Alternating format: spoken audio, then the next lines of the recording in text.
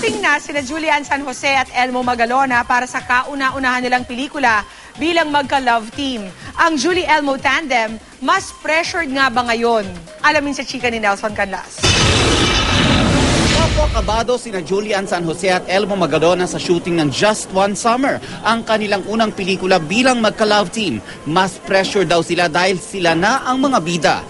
Kasi syempre, malaking bagay po, malaking responsibility po yung movie na to. Kasi since first movie po namin to together, parang sobrang big deal na sa amin. Hindi namin talaga pinapabayaan yung movie, as in binabantayan talaga, and maraming ang tumutulong.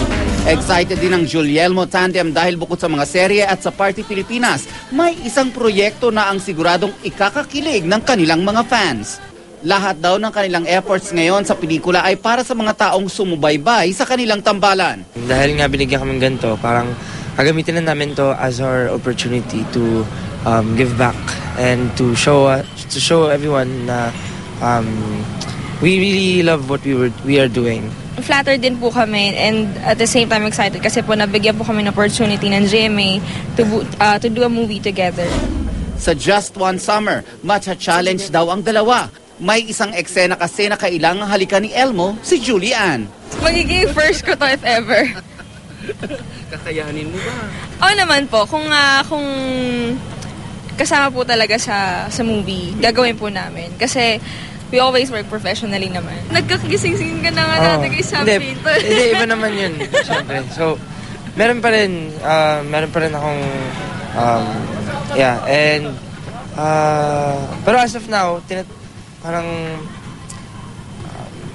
minimix muna namin yung parang flow, and, yun, hanggang sa mapunta dun sa story na yun, tingin ko kayanin naman namin.